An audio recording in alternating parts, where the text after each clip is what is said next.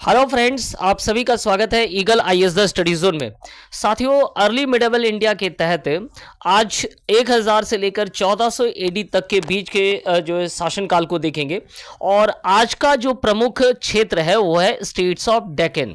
दक्षिणापथ में जो राज्य उभर करके आए थे 1000 से लेकर 1400 के मध्य, उन राज्यों को देखेंगे। उनमें जो सबसे प्रमुख जो 3 राज्य हैं जिन्होंने इतिहास में जो है अपनी एक अलग जगह बनाई, उनको लेकर के आज का डिस्कशन होगा। और वे राज्य हैं देवगिरी के यादव, द्वार समुद्र के होयसल्स और वारंगल के काकतीय। तो ये तीनों राज्यों को लेकर के जो है हम क्या करेंगे, डिस्कशन करेंगे। और इन तीनों से जो है कई बार क्या होता है, प्रश्न पूछे जाते हैं। चलिए आगे बढ़ते हैं। सबसे पहले प्रारंभ करते हैं इंट्रोडक्शन, देवगिरी के यादव को लेकर इंट्रोडक्शन। उससे पूर्व जो है भारत के मैप को लेकर के हम लोग डिस्कशन करेंगे। और इस बार मौर्य काल के बाद से प्रारंभ करेंगे। मौर्य काल के बाद में क्या कुछ हुआ, ठीक है। मौर्य काल के बाद में क्या हुआ ना, हमें दक्षिणापथ में एक प्रमुख शासन देखने को मिला जिसे हम कहते हैं सातवाहन शासन। सिमुक के द्वारा स्थापित किया गया था प्रथम शताब्दी ईस्वी पूर्व में। और यह लगभग जो है 400 वर्षों तक जो है लगभग चला। इसके बाद सातवाहनों के विखंडन से हमें क्या देखने को मिला ना, सातवाहनों के विखंडन से हमें वाकाटक देखने को मिला, कदम शासन देखने को मिला। तो ठीक यही प्रोसेस जो है हिस्ट्री में देखने को मिलता है।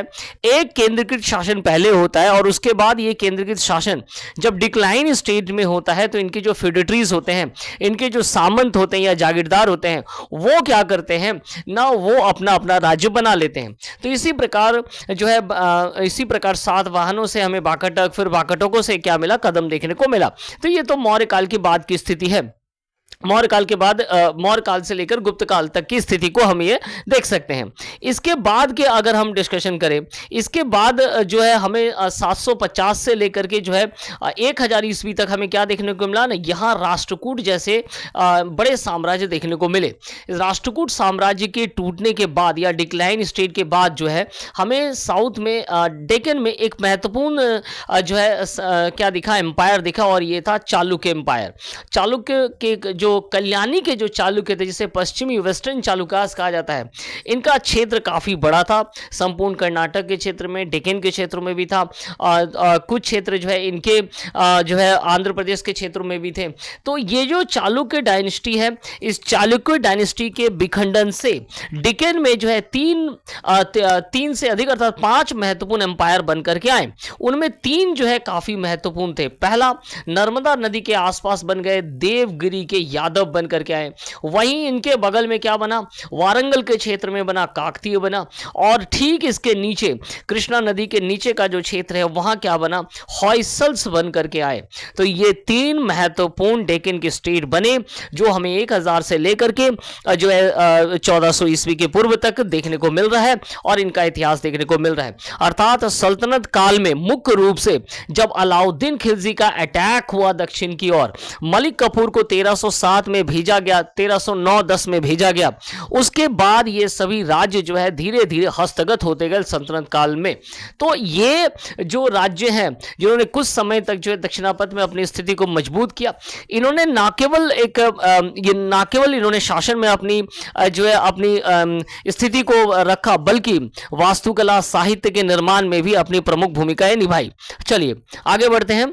सबसे पहले जो हम लोगों ने लिया है वो है देवगिरी के यादव, जिसका क्षेत्र क्या है, जिसका क्षेत्र है नर्मदा नदी के नीचे से लेकर कृष्णा नदी के तुंगभद्रा नदी के तक जो है इसका क्षेत्र है।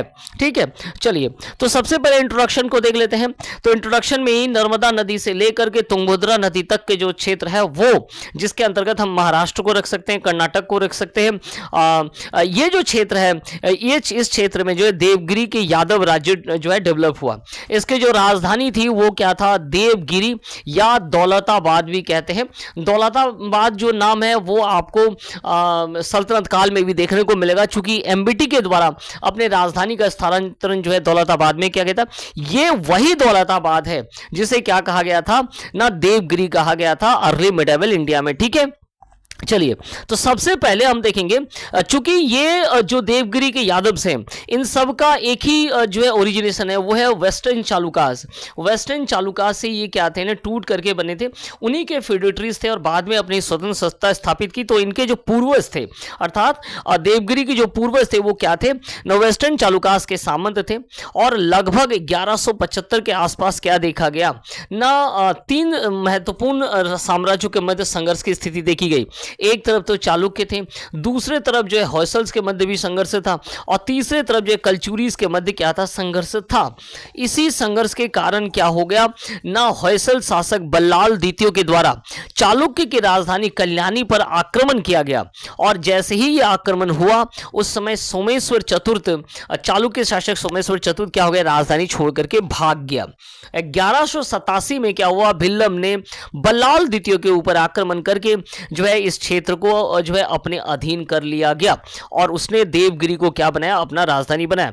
इस प्रकार देवगिरी के यादव का जो निर्माण करता है या स्वतंत्र सत्ता का जो जनक है वो कौन है, भिल्लम पांच है, या भिल्लम के द्वारा जो है क्या किया गया ना, देवगिरी को स्वतंत्र सत्ता स्थापित की गई, और जो है देवगिरी को क्या बनाया गया ना, अपने राजधानी बनाया गया।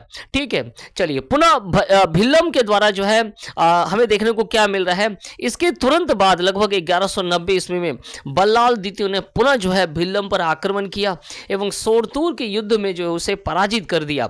इस युद्ध के परिणाम स्वरूप क्या हो गया ना, कृष्णा नदी होयसल्स और यादव के मध्य एक बॉर्डर बन गया। अर्थात अगर हम देखेंगे मैप को, अगर भारत के मैप को ठीक से देखेंगे तो यहाँ नर्मदा नदी से शुरू होकर के जो है देवगिरी के यादव, और यहाँ कृष्णा नदी है।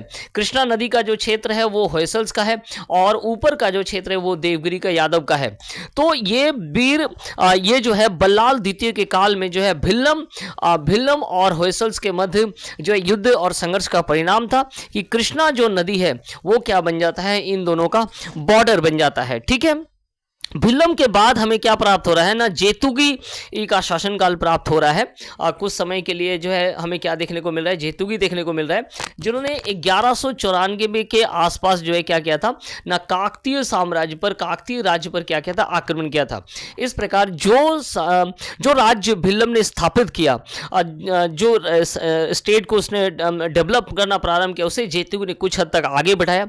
और उसके बाद एक प्रमुख शासक उभर करके आता है, जिसके दौरान देवगिरी का जो है बहुत अधिक विकास होता है, या बहुत अधिक स्प्रेडनेस होता है, या क्षेत्र विस्तार होता है, वो होता है सिम्हना। सिम्हना के समय काल के दौरान जो है ये एक महत्वपूर्ण शासक माना जाता है, और इसने जो है सबसे ज़्यादा देवगिरी का क्या किया था ना, विस्तार किया था। सिम्हना ने होयसल्स पर भी आक्रमण करके अपने खोए हुए प्रदेश को क्या कर लिया था, वापस प्राप्त कर लिया था। 1215 में सिम्हना ने परमार, उत्तरी परमार पर भी आक्रमण किया था। 1216 में जो है सिम्हना ने कोल्हापुर के सिलहारा किंग भोज द्वितीय पर आक्रमण करके उसके क्षेत्रों को भी अपने अधीन कर लिया गया था। सिम्हन के द्वारा 1220 ईस्वी में गुजरात के क्षेत्रों पर भी, अर्थात लता के क्षेत्रों पर भी आक्रमण किया गया था।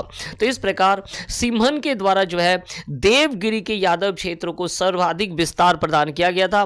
उसने अन्य साम्राज्यों के साथ, जिनमें होयसल्स, कोल्हापुर के क्षेत्र, गुजरात के क्षेत्र के साथ, सभी के साथ लगभग जो है अपने पड़ोसी स्टेट के साथ उसने क्या किया था, संघर्ष किया था। इसके बाद जो एक महत्वपूर्ण शासक हमें देवगिरी का देखने को मिल रहा है, वो 1307 में जब अलाउद्दीन खिलजी के द्वारा मलिक कफूर को जो है क्या किया जाता है, भेजा जाता है साउथ की ओर आक्रमण करने के लिए।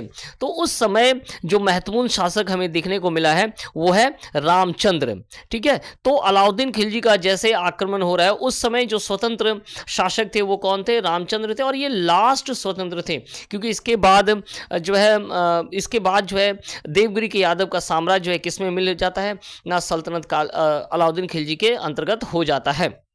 तो रामचंद्र के शासनकाल में हमें क्या देखने को मिला ना, मलिक कफूर का आक्रमण हुआ, और इसके बाद क्या हुआ ना, इसके बाद हमें कुछ समय के लिए जो है सिम्हना तृतीय का जो है देवगिरी का शासक बना। ठीक इसके जिन्होंने जो है खिलजी का, अलाउद्दीन खिलजी का भी विरोध किया। परिणाम स्वरूप मलिक कफूर के द्वारा 1313 को जो है देवगिरी पर आक्रमण करके उसे मार दिया गया, सिम्हना को मार दिया गया, और 1327 में जो है है एमबीटी ने इसी क्षेत्र अर्थात दौलताबाद को क्या बनाया था, अपना राजधानी घोषित किया था। तो इस प्रकार जो है देवगिरी के यादव का इतिहास जो है सल्तनत काल में अलाउद्दीन खिलजी में जाते जाते कम हो गया और एमबीटी के द्वारा जो इस क्षेत्र को पूर्ण रूप से कैप्चर करते हुए जो है ये क्षेत्र जो है अपनी राजधानी घोषित किया गया था दौलताबाद को। चलिए, तो ये थे देवगिरी के यादव। अब हम लोग डिस्कशन करेंगे हॉयसल्स के एम्पायर को लेकर के, हॉयसल्स किंगडम को लेकर के, जो कि 10वीं से लेकर 14वीं शताब्दी के मध्य कर्नाटक, तमिलनाडु, तेलंगाना के क्षेत्रों में जो है उभर करके आया था। पूर्व में इसकी राजधानी क्या थी ना, पूर्व में इसकी राजधानी बेलूर थी, जो बाद में जाकर के हैलीबीड में जो है परिवर्तित हो गया। हैलीबीड में जो होयसलेश्वर मंदिर है और खास करके होयसल जो है अपने राजनीतिक स्थिति से अधिक जो है अपने आर्ट और कला के लिए और वास्तुकला के निर्माण के लिए जाने जाते हैं। इसका सबसे प्रमुख उदाहरण क्या है, इसका सबसे प्रमुख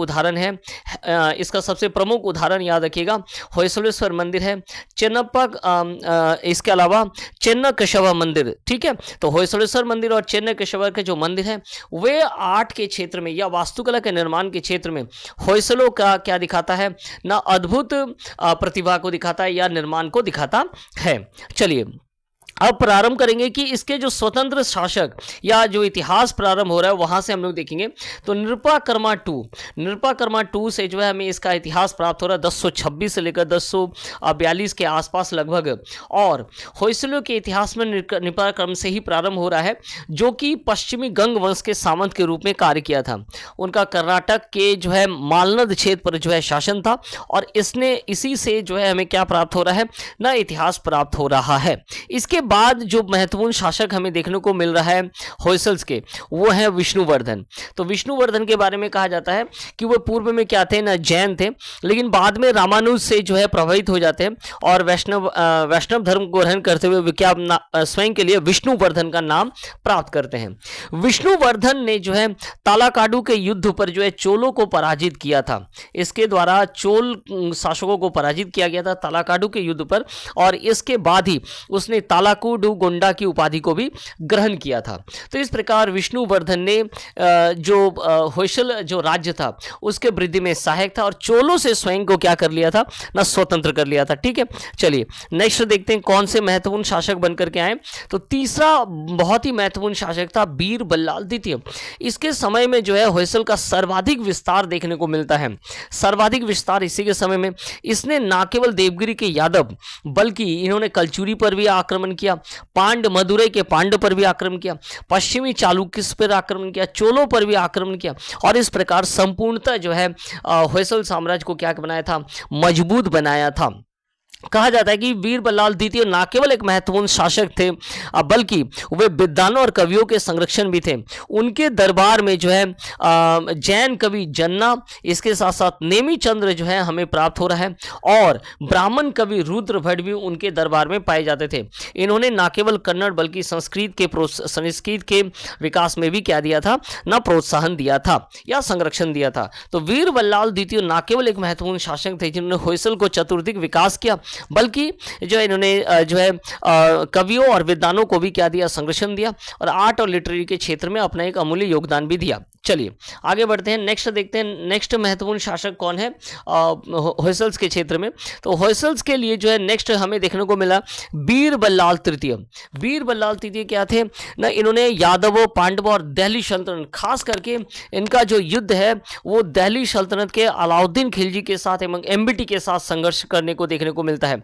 ये लंबे समय तक जो है अलाउद्दीन खिलजी या मलिक कफूर के सामने टिके रहे और अंततः जो है इनके बाद अर्थात इनके मृत्यु के बाद ये जो क्षेत्र है वो किसके हाथ में चला जाता है ना, हरिहर और बुक्का के द्वारा यहाँ विजयनगर साम्राज्य स्थापित किया जाता है।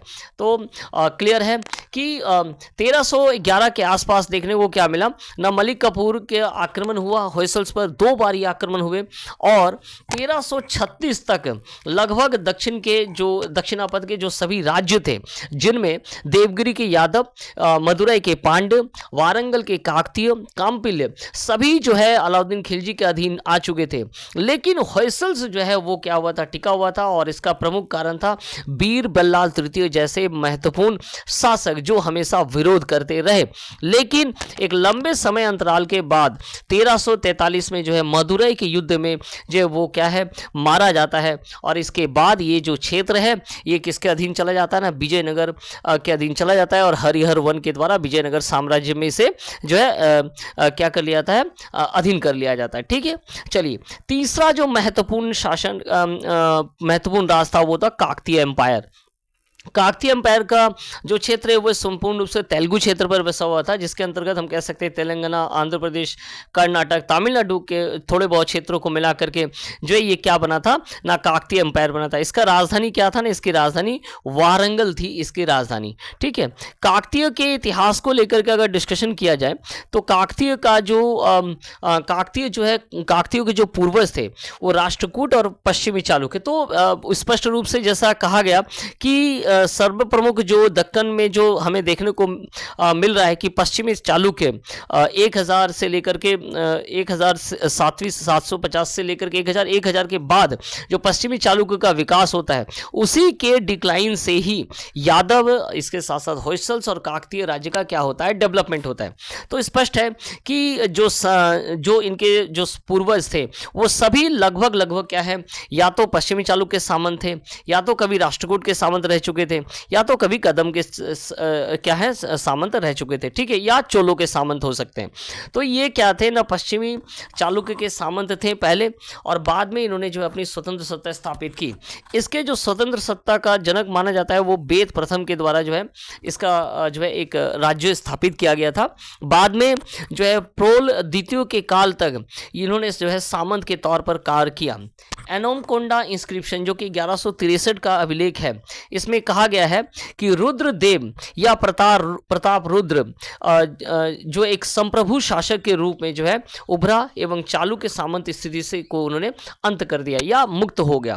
तो अनमकुंडा के जो है याद रखिएगा, अनमकुंडा का जो अभिलेख है जो कि 1163 का है, उसमें कहा गया है रुद्रदेव या प्रताप रुद्र वन जो है वो एक संप्रभु शासक के रूप में उभरा था, और उसने जो सामंत की स्थिति थी अर्थात चालुक्य के जो सामंत थे उससे जो है मुक्त हो गया, और चालुक्य से क्या हो गए ना, फ्री हो गए। ठीक है, चलिए इसके बाद महत्वपूर्ण शासक कौन हमें देखने को मिला काकतीय में, तो रुद्रदेव के बारे में मैंने जैसे कि आपको बताया इस समय तक जो है एक स्वतंत्र स्थिति को प्राप्त हो गया।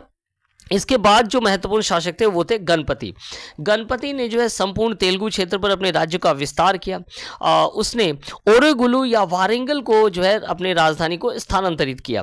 तो जो वारंगल जो राजधानी है वो गणपति के द्वारा स्थापित किया गया, और गणपति एक महत्वपूर्ण शासक था काकतीय डायनेस्टी में।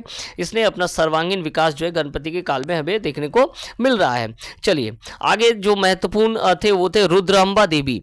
रुद्रांबा देवी जो है इसके समय काल के दौरान जो है मार्को पोलो का आगमन हुआ था 1289 से लेकर 1293, और इस समय मार्को पोलो ने रुद्रांबा देवी के शासन और नेचर को लेकर के जो है क्या किया था ना, नोट किया था। ठीक है, मध्यकाल के अंतर्गत जब सल्तनत काल प्रारंभ होता है उस समय काकतीयों के जो प्रमुख शासक बने वो थे प्रतापरुद्र द्वितीय।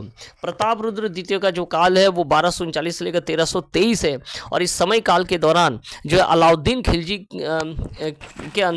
खिलजी के द्वारा मलिक कफूर को जो है कहाँ भेजा गया था, दक्षिण में भेजा गया था, और उसने आसपास के क्षेत्रों पर राज्यों पर आक्रमण भी किया था।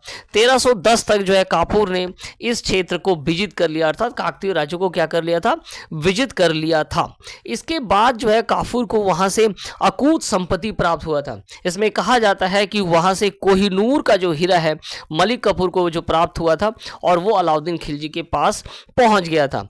तो इस प्रकार कोहिनूर हीरा की प्राप्ति जो है प्रतापरुद्र II से ही मलिक कफूर को हुआ था। 1311 पर जो है पुनः प्रतापरुद्र के द्वारा नेल्लोर के क्षेत्र और पांड्य राज्य पर क्या कर लिया गया, विजय प्राप्त कर लिया गया था। परंतु 1323 1930 में एमबीटी के द्वारा काकतीय राज्य को जो है दिल्ली सल्तनत में मिला लिया गया। तो इस प्रकार जो है दिल्ली सल्तनत तक जो है दिल्ली सल्तनत के आने अर्थात अलाउद्दीन खिलजी और एमबीटी के द्वारा जो दक्षिण या दक्षिणापथ के जो स्टेट्स हैं, जो स्मॉल स्टेट्स हैं, उनको अपने अंतर्गत कर लिया गया था। तो इस प्रकार दक्षिणापथ के 3 महत्वपूर्ण राज्यों को हम लोगों ने देखा जो कि पश्चिमी चालुक्य के विखंडन से जो है उभर करके आए थे और इन्होंने अपने ना केवल ये शासक के तौर पर काम किया बल्कि जो इन्होंने वास्तुकला के साथ साथ लिटरेरी आर्ट और कला के क्षेत्र में भी जो है अपना एक महत्वपूर्ण योगदान दिया। तो बहुत बहुत धन्यवाद, हमारे साथ जुड़े रहिए eagle IAS the study zone में। बहुत बहुत धन्यवाद आप सभी का।